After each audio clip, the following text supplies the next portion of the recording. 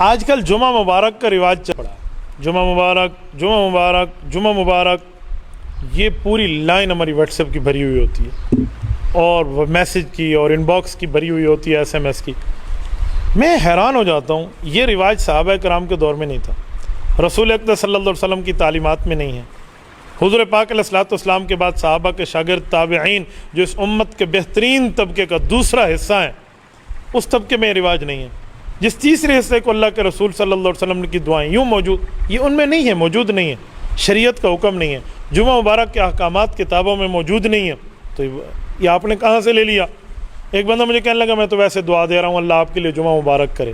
میں نے کہا ٹھیک ہو گیا، آپ کی دعا اس حد تک تو جائز ہے، لیکن اگر آپ نے اس کا رواج یوں پکڑ لیا ہے نا، تو کل جمعہ مبارک کو، یعنی کل سے مراد 1 صدی بعد، 50 سال بعد، 40 سال بعد جا کر لوگ دین کا حصہ سمجھنا شروع ہو جائیں گے۔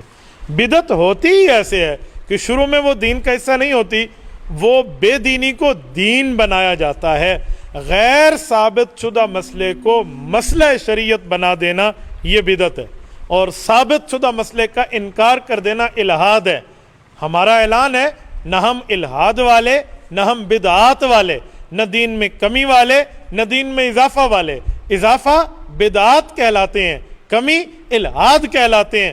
دیوبند والوں کا اعلان ہے، نہ ہم الہاد والے، نہ ہم بدعات والے، ہم اہل سنت والجماعت والے۔ کیا مانا؟ ہم دین کو اصلی شکل میں لے کر چلیں گے۔ تو میرے دوستو، اس وجہ سے جمعہ مبارک کی رواج جو چل پڑا ہے، اس رواج سے پرہیز کرنی چاہیے، اس سے گریز کرنی چاہیے، اس سے احتراز کرنا چاہیے۔